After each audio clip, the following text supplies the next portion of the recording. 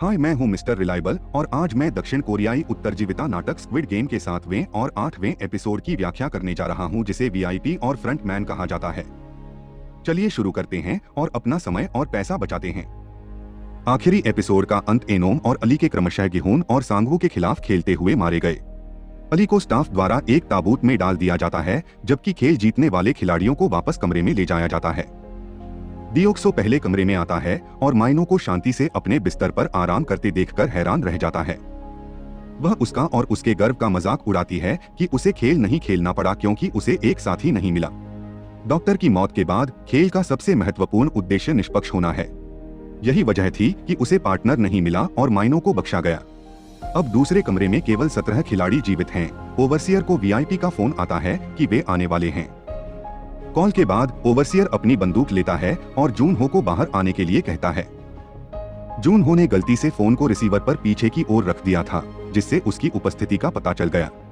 Overseer घुसपैठिए की तलाश में कमरे के चारों ओर जाता है, लेकिन उसकी खोज के बीच में एक कॉल आती है। उनके कर्मचारियों को उनके जाने पर द्वीप के उत्तरी तट पर एक शव मिला है। हम देखते हैं कि जून हो अलमारियों के पीछे छिपा है। इस बीच सभी खिलाड़ी आखिरी गेम से परेशान हैं। ये सभी किसी न किसी की मौत के जिम्मेदार बन गए हैं। वे करीब थे। हालांकि सांगवू गिहू इसके बारे में बहुत अधिक न सोचने के लिए कहता है, क्योंकि बूढ़ा केवल एक अजनबी था जिसे वह कुछ दिनों से जानता था। खिलाड़ियों में से एक अपनी पत्नी के साथ सुविधा के लिए आया था। आखिरी गेम में दोनों एक साथ थे और उसकी पत्नी की मौत हो गई थी। वह अपना नियंत्रण खो देता है और पिछले 2 गेम के खिलाफ मतदान करके सभी को इस पागलपन को रोकने के लिए कहता है। सांगवू प्रस्ताव करता है और तर्क देता है कि पैसा सभी के जीवन को बेहतर बना सकता है। जो मर गए वो भी यही चाहेंगे। वह पुरुषों से यह भी कहता है कि अगर वह इतना दोषी महसूस करता है तो उसे अपनी पत्नी के स्थान पर उसे मर जाना चाहिए था। सांगवू ने पहले ही अली को मरने के लिए चकमा देकर अपना क्रूर पक्ष दिखाया है, लेकिन अब जियोन को एहसास होने लगा है कि उसका दोस्त कितना लालची है। कहीं और ओवरसियर व्यक्ति के शरीर को देखने जाता है। जून हो ने पहली बार द्वीप पर आने पर समुद्र में फेंक दिया था। वे उस आदमी की जेब में जून हो की आईडी पाते हैं और मान लेते हैं कि वह पुलिस अधिकारी है, लेकिन ओवरसियर का व्यवहार बदल जाता है। जब वह आईडी देखता है तो उसे यह कहते हुए एक कॉल आती है कि वीआईपी आ गए हैं। ओवरसियर जल्दी से अपने बॉस से मिलने जाता है, जो खेलों के आयोजक में मुख्य व्यक्ति होता है। वह अपना सुनहरा चमकीले जानवरों का मुखौटा उतार देता है और ओवरसियर से वीआईपी प्राप्त करने के लिए कहता है, क्योंकि वह उनका स्वागत करने वाला नहीं बनना चाहता। वीआईपी कुछ अमीर विदेशी बन जाते हैं जो खिलाड़ियों पर दांव लगाते हैं। उसी तरह से लोग रहते हैं जैसे वे ओवरसियर द्वारा प्राप्त घोड़ों के साथ करते हैं, जो आयोजक की ओर से माफी मांगते हैं और उन्हें अपने विशेष लाउंज में ले जाते हैं। इस बीच कमरे में किसी की जान जाने के डर से रात को नींद नहीं आती। जिस व्यक्ति की पत्नी की मृत्यु हो गई वह असहनीय अपराध बोध से भर गया। वह याद करता है कि सांगवू उसे मरने के लिए कह रहा था और अपने गले में चादर बांध देता है। आदमी आखिरकार चारपाई से लटक गया। वीआईपी में से एक इसे निगरानी फुटेज में देखता है और नाराज हो जाता है, क्योंकि उसने उस आदमी पर $1,000,000 का दाव लगाया था। दूसरे लोग इस पर हंसते हैं, यह दिखाते हुए कि पैसा उनकी समस्याओं में सबसे कम है और वे इसे मनोरंजन के लिए करते हैं। साथ ही जिन्होंने वीआईपी की सेवा के लिए नियुक्त एक वेटर का अपहरण कर लिया। पेय के साथ वह अपने कपड़े बदलता है और वेटर के रूप में खुद को प्रच्छन्न करता है। उसे मारने के बाद वह जो कुछ भी देखता है उसे रिकॉर्ड करने के लिए अपने सेल फोन को अपनी आस्तीन पर रखता है।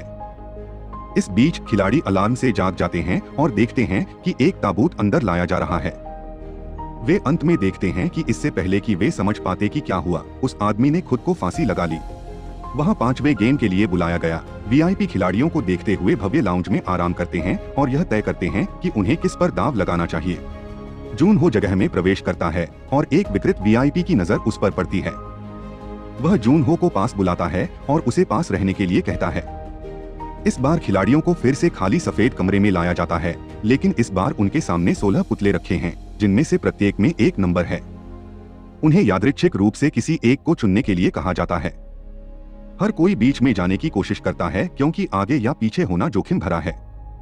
इससे पहले कि गिहोन किसी एक को चुन सके, केवल पहले और आखिरी वाले ही गुबचे हैं, और इसका कारण यह है कि अगर वह पहले जाता है तो उसके पास अधिक समय बचा होगा और जीतने का एक बेहतर मौका होगा।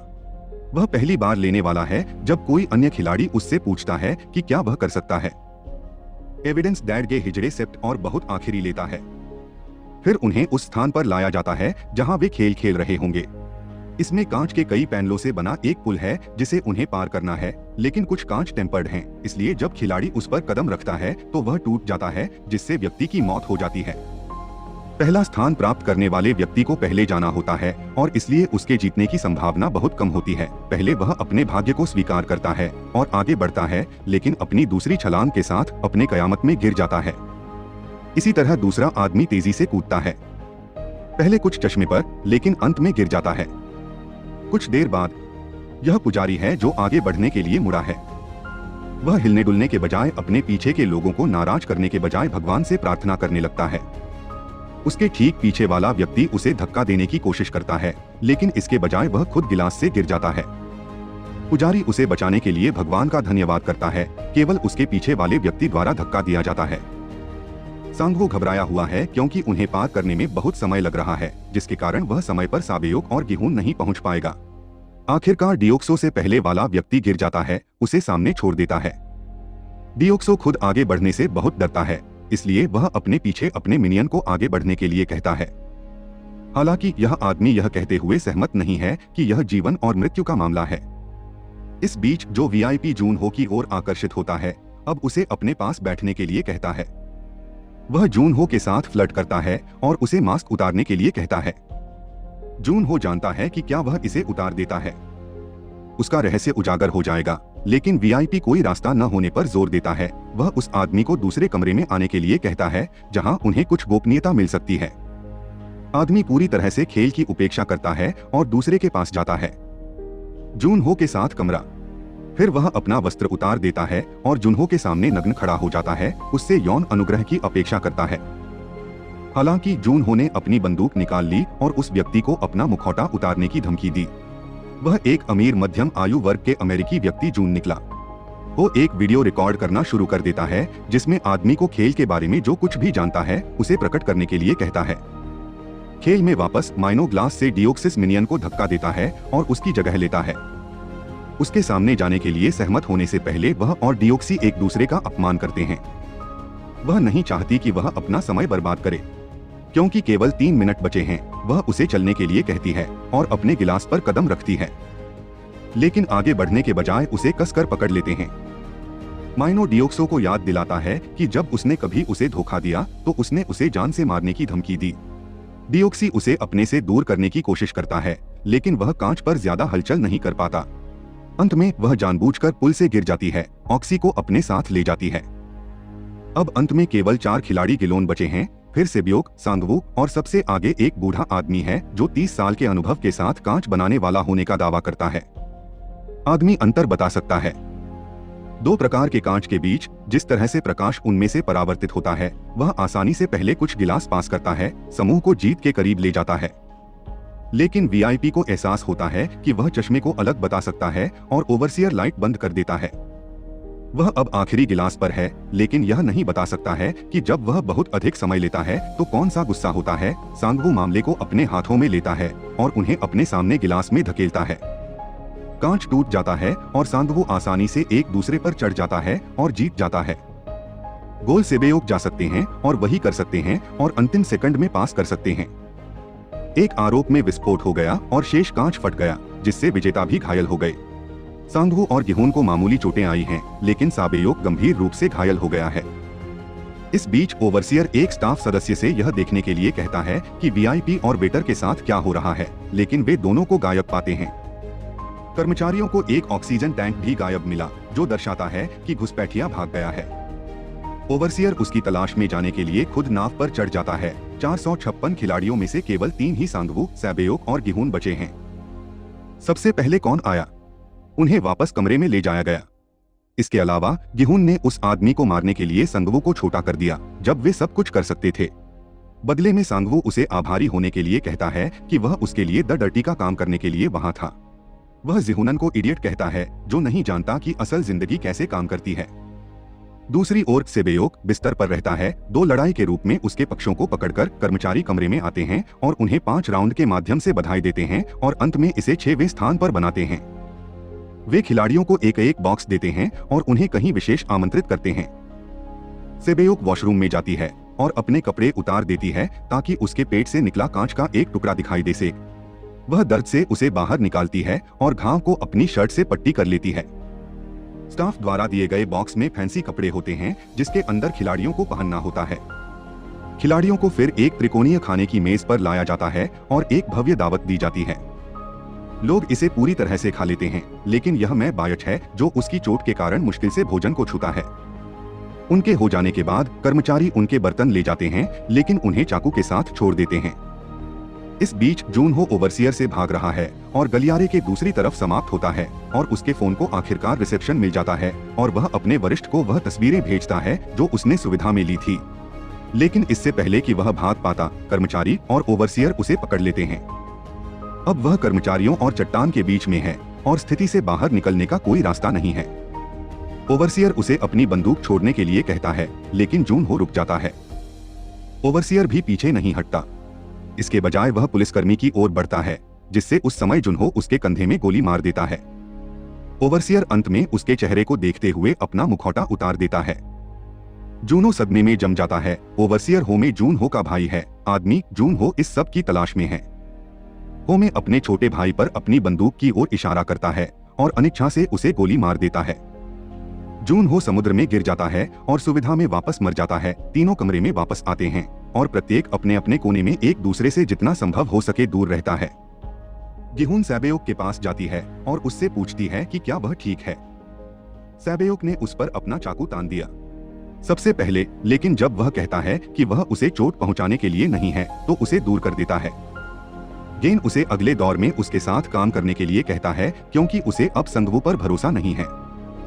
साबेयोक अभी भी दर्द में है। उससे पूछता है कि अगर वह पैसे वाले को जीत लेता है तो वह क्या करेगा और कहता है कि वह अपने कर्ज का भुगतान करेगा, अपनी माँ का इलाज करेगा और अपनी बेटी के लिए एक अच्छा पिता होगा। सेबेयोक उसे अपने भाई के बारे में बताता है। दोनों एक दूसरे के परिवारों की देखभाल करने का वादा करते हैं। यदि वे पैसे जीतते हैं तो जीएनसी सांगवू अपने बिस्तर पर सो जाते हैं। वह अपने चाकू से उसकी ओर बढ़ता है, लेकिन साबेयोक ने उसे यह कहते हुए रोक दिया कि उन्हें अपने स्तर तक कम नहीं किया जाना चाहिए। तभी गुने साबेयोक की चोट को नोटिस किया। वह अपने शर्ट वाले के माध्यम से बहुत खून बह रहा है और बाहर निकलता है और दरवाजे पर दस्तक देते ही कर्मचारियों को अंदर आने और उसे बचाने के लिए चिल्लाना शुरू कर देता है। कुछ कर्मचारी अंदर आते हैं, लेकिन उनके पास एमजी के साथ एक ताबूत है और वह पीछे मुड़कर देखता है। केवल संगवू अपने चाकू के साथ उसके ऊपर खड़ा है। उसने उसकी चाकू मारकर हत्या कर दी थी, जबकि गिहोन उसे बचाने के लिए कर्मचारियों से भीख मांग रहा था। जी यून नियंत्रण खो देता है और उसे जगाने की कोशिश करता है। वह गुस्से में आकर संगवू पर हमला करता है, लेकिन गार्ड उसे रोक देता है। आखिरकार वे सैबेयोक के शरीर को ले जाते हैं और भट्टी में जला देते हैं। खेल के दो अंतिम प्रतियोगी गिहू और सांगवू। इस तरह के और वीडियो के लिए सब्सक्राइब करें, नोटिफिकेशन चालू करें और चैनल की मदद करने के लिए लाइक करें। देखने के लिए धन्यवाद। बने रहें। लेकिन इससे पहले कि वह भाग पाता, कर्मचारी और ओवरसियर उसे पकड़ लेते हैं। अब वह कर्मचारियों और चट्टान के बीच में है और स्थिति से बाहर निकलने का कोई रास्ता नहीं है। ओवरसियर उसे अपनी बंदूक छोड़ने के लिए कहता है, लेकिन जून हो रुक जाता है। ओवरसियर भी पीछे नहीं हटता। इसके बजाय वह पुलिसकर्मी की ओर बढ़ता है, जिससे उस समय जुन्हो उसके कंधे में गोली मार देता है। ओवरसियर अंत में उसके चेहरे को देखते हुए अपना मुखौटा उतार देता है। जूनो सदमे में जम जाता है। ओवरसियर हो में जून हो का भाई है। आदमी जून हो इस सब की तलाश में है। हो में अपने छोटे भाई पर अपनी बंदूक की ओर इशारा करता है और अनिच्छा से उसे गोली मार देता है। जून हो समुद्र में गिर जाता है और सुविधा में वापस मर जाता है। तीनों कमरे में वापस आते हैं और प्रत्येक अपने अपने कोने में एक दूसरे से जितना संभव हो सके दूर रहता है। गिहुन सैबेयोक के पास जाती है और उससे पूछती है कि क्या वह ठीक है। सैबेयोक ने उस पर अपना चाकू तान दिया सबसे पहले, लेकिन जब वह कहता है कि वह उसे चोट पहुंचाने के लिए नहीं है तो उसे दूर कर देता है। गेन उसे अगले दौर में उसके साथ काम करने के लिए कहता है क्योंकि उसे अब संगवू पर भरोसा नहीं है। साबेयोक अभी भी दर्द में है। उससे पूछता है कि अगर वह पैसे वाले को जीत लेता है तो वह क्या करेगा और कहता है कि वह अपने कर्ज का भुगतान करेगा, अपनी माँ का इलाज करेगा और अपनी बेटी के लिए एक अच्छा पिता होगा। सेबेयोक उसे अपने भाई के बारे में बताता है। दोनों एक दूसरे के परिवारों की देखभाल करने का वादा करते हैं। यदि वे पैसे जीतते हैं तो जीएनसी सांगवू अपने बिस्तर पर सो जाते हैं। वह अपने चाकू से उसकी ओर बढ़ता है। लेकिन साबेओक ने उसे यह कहते हुए रोक दिया कि उन्हें अपने स्तर तक कम नहीं किया जाना चाहिए। तभी गु ने साबेओक की चोट को नोटिस किया। वह अपने शर्ट वाले के माध्यम से बहुत खून बह रहा है और बाहर निकलता है और दरवाजे पर दस्तक देते ही कर्मचारियों को अंदर आने और उसे बचाने के लिए चिल्लाना शुरू कर देता है। कुछ कर्मचारी अंदर आते हैं, लेकिन उनके पास एमजी के साथ एक ताबूत है और वह पीछे मुड़कर देखता है। केवल संगवू अपने चाकू के साथ उसके ऊपर खड़ा है। उसने उसकी चाकू मारकर हत्या कर दी थी, जबकि गिहोन उसे बचाने के लिए कर्मचारियों से भीख मांग रहा था। जी यून नियंत्रण खो देता है और उसे जगाने की कोशिश में अपने लंगड़े शरीर को हिला देता है। वह गुस्से में आकर संगवू पर हमला करता है, लेकिन गार्ड उसे रोक देता है। आखिरकार वे साबेओक के शरीर को ले जाते हैं और भट्टी में जला देते हैं। खेल के 2 अंतिम प्रतियोगी गिहू और सांगवू। इस तरह के और वीडियो के लिए सब्सक्राइब करें, नोटिफिकेशन चालू करें और चैनल की मदद करने के लिए लाइक करें। देखने के लिए धन्यवाद। बने रहें।